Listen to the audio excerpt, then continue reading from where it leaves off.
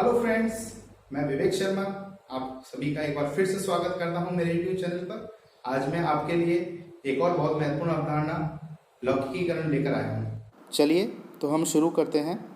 लौकिकीकरण, धर्मनिरपेक्षीकरण या जिसे हम अंग्रेजी में सेक्युलराइजेशन भी कहते हैं।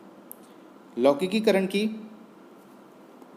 प्रारंभिक विश्लेषणात्मक व्याख्या इंग्लैंड के निरीश्वरवादी विचारक एवं लौकिकीकरण के संस्थापक हॉलियोक ने की थी।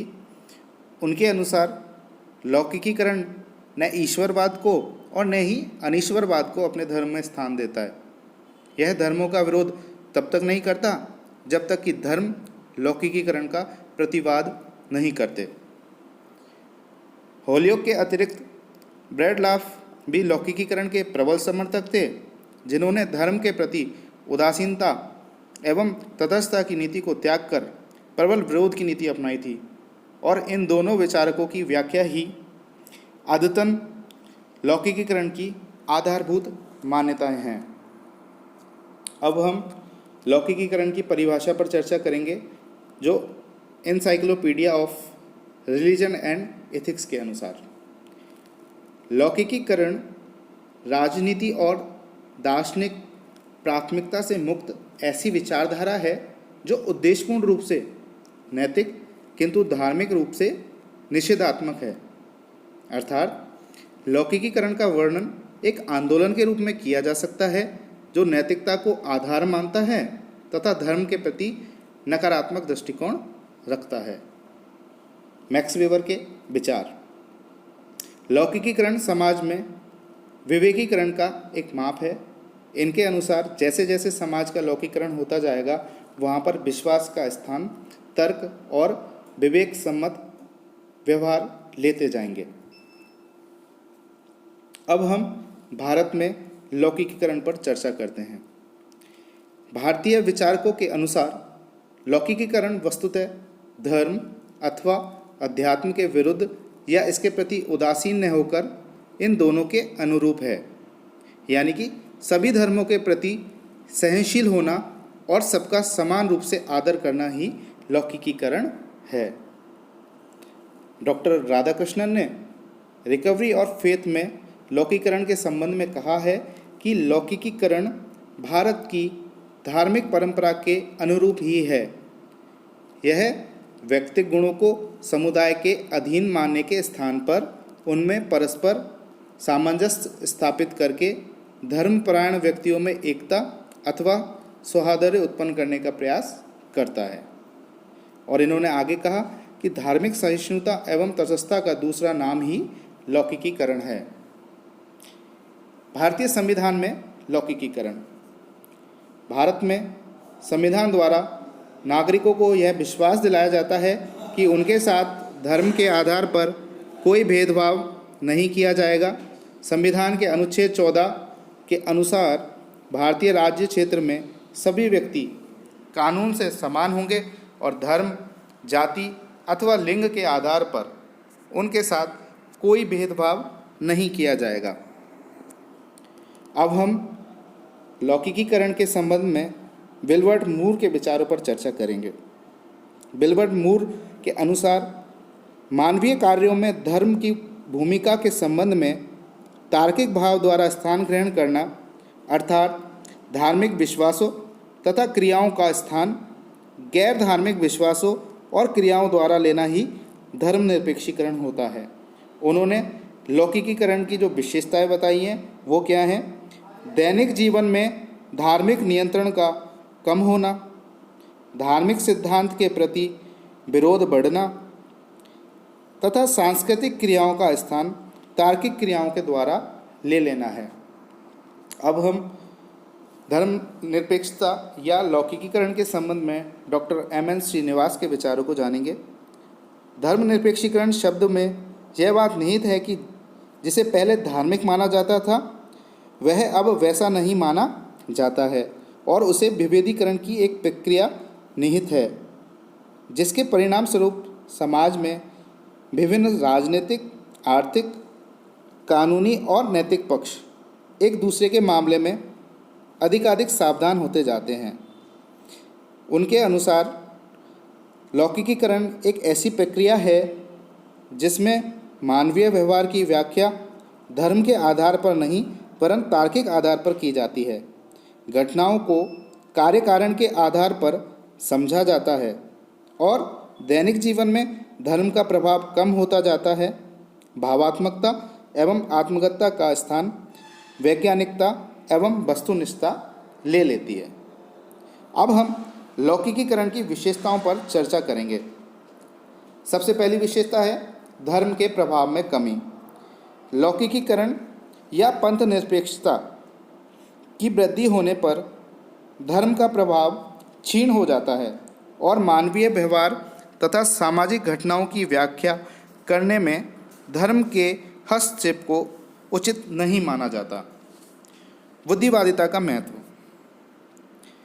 लौकिकीकरण में तर्क अर्थात बुद्धिवाद को महत्व दिया जाता है। घटनाओं की व्याख्या उसी के आधार पर की जाती है। विभेदीकरण में वृद्धि। पंथ निरपेक्षता से विभेदीकरण बढ़ता है अर्थात सामाजिक, धार्मिक, आर्थिक, राजनीतिक व नैतिक पक्ष एक दूसरे से अलग कर दिए जाते हैं। वैज्ञानिक अवधारणा। इसमें किसी घटना की व्याख्या वैज्ञानिक नियमों और सिद्धांतों के आधार पर की जाती है, न कि भावुकता और धार्मिक आधार पर। इसलिए यह एक वैज्ञानिक अवधारणा है और साथ ही साथ क्योंकि यह विज्ञान पर आधारित है अतः यहाँ पर मूल्यों पर जोर नहीं दिया जाता। वस्तुनिष्ठता। इसमें आत्मगतता के स्थान पर वस्तुनिष्ठता को बड़ा महत्व दिया जाता है। पारलौकिक के स्थान पर इहलौकिक को महत्व। इसमें मानव व्यवहार एवं सामाजिक घटनाओं की व्याख्या पारलौकिकता के स्थान पर इहलौकिक उपयोगिता के आधार पर की जाती है। इसमें भावुकता को कोई स्थान नहीं दिया जाता और यह एक तटस्थ अवधारणा है। अब हम लौकिकीकरण को प्रभावित करने वाले कारकों पर चर्चा करेंगे। सबसे पहले पश्चिमीकरण। पश्चिमीकरण के प्रभाव स्वरूप भोगवाद, व्यक्तिवाद एवं भौतिकवाद को बढ़ावा मिला और धर्म का प्रभाव क्षीण हुआ। डॉक्टर योगेंद्र सिंह ने भी इस विषय में लिखा है कि मानवतावाद तथा बुद्धिवाद पर जोर पश्चिमीकरण का एक अंग है जिसने भारत में संस्थागत एवं सामाजिक सुधारों का सिलसिला प्रारंभ किया। वैज्ञानिक, औद्योगिक तथा शिक्षण संस्थाओं की स्थापना, राष्ट्रीयता का उदय, देश में नवीन राजनीतिक संस्कृति और नेतृत्व सब के सब पश्चिमीकरण के उपोत्पाद हैं। इससे लौकिकीकरण में सहायता मिली है। नगरीकरण तथा औद्योगिकरण।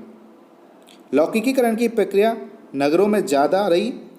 इसका कारण वहाँ यातायात एवं संचार की व्यवस्था का अधिक पाया जाना था। वहाँ विभिन्न उद्योग हैं तथा विभिन्न धर्मों, जातियों, संप्रदायों, क्षेत्रों के लोग एक साथ काम करते हैं जिससे इसे बढ़ावा मिला। यातायात और संचार के साधन। इन साधनों के विकास से लोगों की गतिशीलता बढ़ी। विभिन्न लोग एक दूसरे के संपर्क में आने लगे जिससे छुआछूत और भेदभाव कम हुआ। समानता के विचारों का प्रसार हुआ। धार्मिक संकीर्णता समाप्त हुई तथा पवित्रता व अपवित्रता संबंधी विचारों में भी परिवर्तन आए। आधुनिक शिक्षा प्रणाली। वर्तमान समय में शिक्षा में वैज्ञानिक ज्ञान प्रदान किया जाने लगा जिससे तर्क एवं बौद्धिक गुणों का विकास हुआ। धार्मिक अंधविश्वासों एवं रूढ़िवादिता पर पश्चिमी शिक्षा ने सीधा प्रहार किया। नवीन शिक्षा प्रणाली ने सह शिक्षा व सार्वभौमिक शिक्षा पर जोर दिया। इससे विभिन्न जातियों व धर्मों के छात्र छात्राएं एक ही शिक्षण में साथ साथ संस्थाओं में साथ साथ पढ़ने लगे। इससे छुआछूत समाप्त हुआ। अंतर्जातीय संपर्क एवं विवाह बढ़े और उनके विचारों में भी परिवर्तन आने लगे। धार्मिक व सामाजिक सुधार आंदोलन। इन आंदोलनों ने धर्म में व्याप्त बुराइयों, संकीर्णताओं को समाप्त करने में बल दिया तथा छुआछूत, जाति पाति एवं कट्टरता का भेदभाव, धार्मिक अंधविश्वासों को समाप्त करने पर बल दिया तथा स्वतंत्रता, समानता, भाईचारे की भावना पर बल दिया।